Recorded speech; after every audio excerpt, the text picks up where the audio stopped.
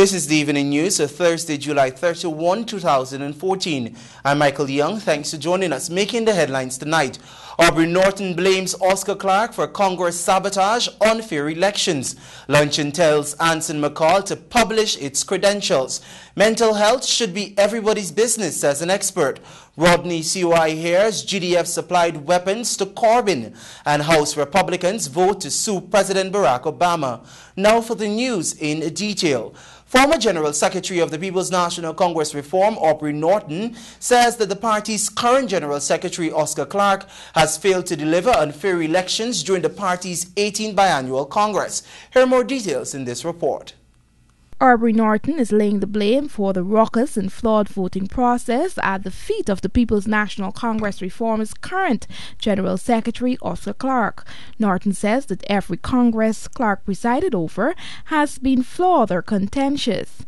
The grassroots PNCR leader wasted no time in setting the record straight after Clark launched several attacks on his character and involvement in the disruption of the party's 18th biannual Congress over the weekend. It is the General Secretary of the party who is responsible for ensuring that there is an electoral process that is above board. In this regard, he has failed. The problem is the party did not establish a proper accreditation committee. The process of accreditation was flawed. There was no adherence to the party rules which state that the list should be published before the Congress, that there should be a functioning and fair accreditation committee. More importantly, the problems emerged because of the manipulation of the process to ensure the re-election of the incumbent leader. I submit that the problems that emerged at the Congress must be placed squarely at the feet of the General Secretary and the leadership of the party. He also dismissed claims that his campaigns were well funded by external forces, making it very clear that the ruling People's Progressive Party never gave him a cent. He vowed to remain an enemy of the PPP. What is unfortunate is the party's approach, which seems to suggest that no one must challenge for leadership. It is unfortunate that the party will describe members and supporters of the PNCR as PPP, since my campaign was financed by members and supporters of our party. My campaign was well organized on a frugal budget in which we only had to pay for handbills. The person who did my handbills is a PNCR group chairman who can attest to the fact that it was paid for by a PNC supporter. I wish to state here and now that the PPP sees me as their enemy, and I never had or intend to have any relationship with the PPP. The things I am compelled to fight in the PNCR are secondary in comparison to the excesses, corruption, and discrimination that characterize the PPP. Going forward, Norton said he would like to see some amount of reform in the party. I believe it is time for the PNCR to move on. In my campaign, my team and I, we attacked no one. No one can accuse us of attacking them. My opponents did not choose to offer a plan to the party. I did. Those who saw my little manifesto will see I offered ideas and suggestions for the party. My opponents took the outdated political approach of maligning me. I forgive them. My team forgive them.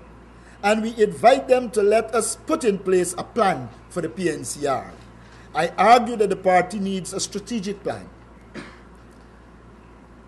That this strategic plan must have an investment plan, a social plan, a political plan, and an education program that is aimed at producing quality middle-level leadership that are committed to democracy and the party and be the base for electoral victory. Head of the Presidential Secretariat, Dr. Roger Luncheon, is calling on Anson McCall Trading to publish the credentials and documents which would support claims that the Trinidadian conglomerate has passed the Health Ministry's pre-qualification process to supply medical drugs. Details in this report. At this week's post-cabinet briefing, Dr. Roger Luncheon challenged Anson McCall to publish the documents it tendered if it is sure that it would have passed the pre-qualification stage. Dr. Luncheon said that if the company had indeed produced all the required documents, but the procedure was not followed, then it is indeed a failure on the part of the evaluators. According to the evaluators' report, which was seen by this newscast, Anson McCall was disqualified from the onset after failing to provide manufacturers authorization of the drugs, a key criterion in the bidding exercise.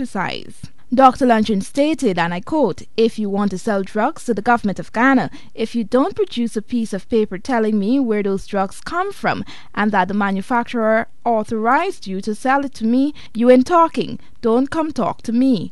Last week, Cabinet Secretary Dr. Roger Luncheon had announced that the Cabinet had given its no objection for New GPC Inc. to be pre-qualified along with an international group of pre-qualified providers.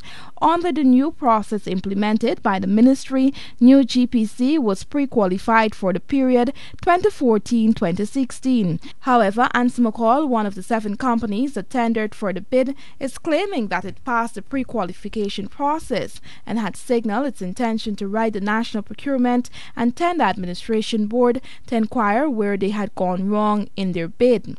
Renowned psychologist Dr. Sean Dorn says that the stigma attached to mental health should be discarded since it is everybody's business. Here are more details in this report. Medical professionals were urged to discard the stigma attached to mental health in Guyana. Psychologist Dr. Sean Dorn told medical and social workers that they should be more cognizant of their responsibilities in this regard. When someone gives you information about them, it's a powerful situation.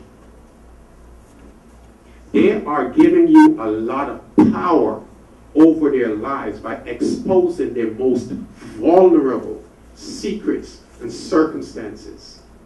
Be responsible.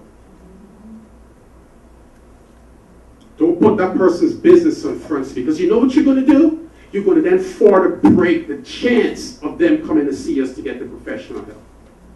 With great power comes great responsibility. Don't ask questions if you don't want to know the answers to. I see some people in the medical field, don't open up a wound unless you're skilled enough to close it. He said too that the professionals should be able to recognize the signs and respond appropriately. He also urged that members of civil society be cognizant of the psychological needs of their fellow man. Why wait when the person's all the way in south to rush them down to Georgetown Hospital with a full sponge when you can squeeze a little bit? Why am I saying this? Because each and every one of you is going to be charged with the responsibility of recognizing when someone is having an issue and begin the sponge squeezing process. How do you do that? The need for mental health to be a government priority received much attention during the workshop. Professionals, however, said that a lack of proper mental health infrastructure can be attributed to the many issues affecting society. Reporting for the Evening News, Gomiti Gangadin. You're watching the Evening News. Join us on the other side of the break for more news.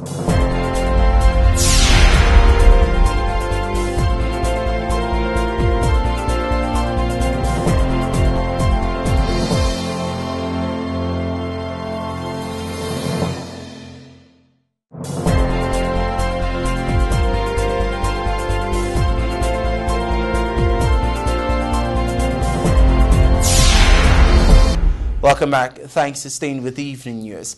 The Walter Rodney Commission of Inquiry on Wednesday learned that the Ghana Defence Force was in the business of transferring arms and ammunition to an agency of the then People's National Congress government, although this allegation has been vehemently denied by the leadership of the military body. Details from Alexis Rodney. The Walter Rodney Commission on Wednesday heard that the Guyana Defence Force had supplied several magazine spares, cleaning rods and ball ammunition to Comrade R. Corbin. On Wednesday, head of the Army's Intelligence Unit, Lieutenant Colonel Sidney Charles James, presented evidence to the Commission, indicating that the Army from as far back as 1976 had been supplying weapons to the National Development Ministry. Reports are that over 200 pieces of weapons were transferred to the ministry, as well as some individuals. The report showed that on May 18 and 19, 1976, the Army had supplied several magazine spares, cleaning rods and ball ammunition to Comrade R. Corbin. Asked whether the receiver of the items was former PNCR leader Robert Corbin, the lieutenant colonel said he could not say. However, reports are that the former party leader was at the time the ministry's permanent secretary. Other records show that on several occasions, arms and ammunition were also transferred to one Comrade Skeet, also from the National Development Ministry. Skeet, it has been reported, was Corbin's driver. Based on the evidence presented, arms and ammunition were issued to several other organizations, including OMI, the Customs Anti-Narcotics Unit, CANU, Guy Mine, and the Guyana National Service. Former leader within the House of Israel, Joseph Hamilton, had testified that the religious organization, which had created a name for itself during the early 1970s under the leadership of Rabbi David Hill Washington, was used by the PNC government at the time as a tool of repression against opponents of the government and was indeed supplied with weapons from the army. He had informed too that the former leader of the PNCR, Robert Corbin, had once handed out guns to the religious group. Reporting for the Evening News, I'm Alexis Rodney. You're watching the Evening News. Join us on the other side of the break for more news.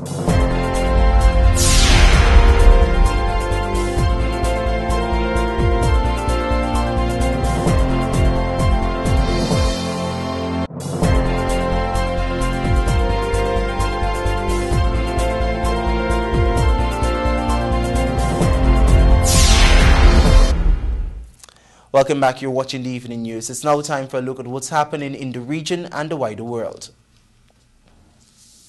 Regionally, a city magistrate on Thursday committed newly appointed Antigua Attorney General Stedman Cutie Benjamin to face trial on October 1 on allegations of passport fraud. The prosecution has also been ordered to disclose all evidence to the defense within 21 days. Now, internationally, the U.S. House of Representatives has passed a resolution to sue President Barack Obama for allegedly exceeding his constitutional powers. The 225 to 201 vote along the party lines means House lawyers will now draft legal documents to launch a lawsuit. Its supporters say Obama exceeded his powers when he delayed an insurance deadline in his healthcare law. The president himself has dismissed it as a waste of time. The action is reportedly the first time either the House or Senate has brought a legal action against a president over the legality of his powers, although members of the Congress have sued the president before. It's now time for a look at your bridge reports. The Demerara Harbour Bridge will be closed on Friday, August 1, 2014 at 8 hours 30 for a period of 1.5 hours. The Berbice River Bridge is expected to be closed at 6 hours 55 on Friday, August 1, 2014 for a period of 1.5 hours. Join us on the other side of the break for your sport news.